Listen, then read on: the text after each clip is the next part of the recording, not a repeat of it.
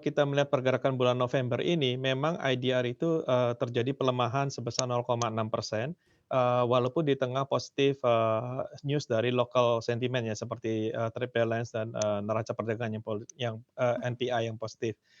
Tapi jadi karena pelemahan ini lebih disebabkan oleh karena faktor global, di mana kita lihat bahwa Fed mulai, kebijakan taperingnya, dan mulai hawkish stand di sisi, kebijakan suku bunganya, kemungkinan ke depannya.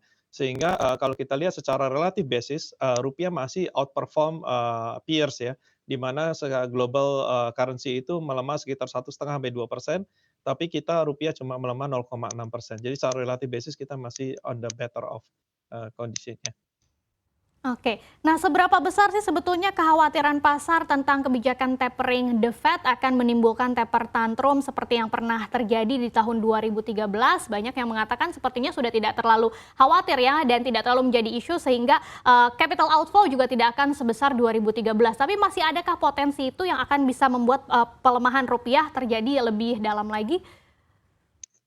Ya, betul. Jadi, kondisi tapering yang sekarang itu sangat berbeda dengan 2013 kalau kami dari market melihatnya begitu. Kenapa? Pada saat 2013 itu, komunikasi terhadap tapering itu, belum sejelas sekarang, seperti kondisi sekarang ya. Dan pada saat itu terjadi, big sudden outflow, dari emerging market balik ke Amerika, ke US. Kondisi sekarang itu sangat berbeda di mana, foreign ownership di bond kita itu ada all time, termasuk yang low ya, sekitar 20% in term of percentage. Tahun kemarin itu sekitar 26% dan tahun sebelumnya 39%. Jadi kita lihat bahwa posisi foreign ownership di bond kita itu udah, gradually, going down and on the low side. Sehingga kemungkinan terjadi sudden outflow itu sangat kecil, untuk kondisi sekarang ini. Dan, kalau kita melihat di sisi lain cadangan devisa kita cukup tinggi, sehingga kita masih melihat bank-bank Indonesia masih punya kapabilitas untuk menjaga stabilitas nilai tukar rupiah. Nah itu, seberapa kuat sih sebetulnya sentimen positif dari pencapaian NPI yang surplus sampai 10,7 miliar, kemudian juga transaksi berjalan setelah kemarin defisit, kemudian menjadi surplus 4,5 miliar ini untuk menguatkan nilai tukar rupiah kita. Karena kalau lihat di pasar NDF sendiri sudah ada sinyal-sinyal nih bahwa rupiah sebetulnya bisa berbalik menguat. Apakah pelemahan yang terjadi saat ini memang hanya sementara saja karena belum direspon oleh pasar atau bagaimana?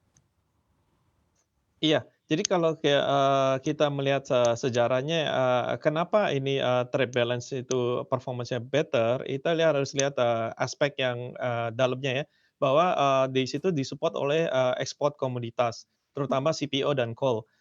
Dan kenapa, ini, volumenya tinggi, karena harga komoditas yang related to energi itu tinggi. Banyak disebabkan oleh kondisi, banyak ekonomi yang reopening setelah kondisi Covid, globally sehingga demand terhadap energi yang dulu orang nggak traveling, sekarang traveling, yang dulu, sehingga demand terhadap, oil, energi itu sangat tinggi dan itu membantu, komoditas ekspor kita. Sehingga kita lihat ke depannya itu, ekonomi bukannya, ditutup, malah kita lihatnya malah ada reopening di tempat-tempat yang dulu ditutup gitu. Sehingga, kita masih melihat bahwa, kebutuhan energi itu akan malah meningkat dan, itu akan membantu performance dari, ekspor di surplus kita ya. Mengenai, apakah market itu belum melihat ke arah situ, saya rasa itu lebih ke temporer sentimen di pasar karena terjadi, kebijakan Fed yang, sangat bullish ya, yang Mhm. sangat membantu dolar secara short term basis.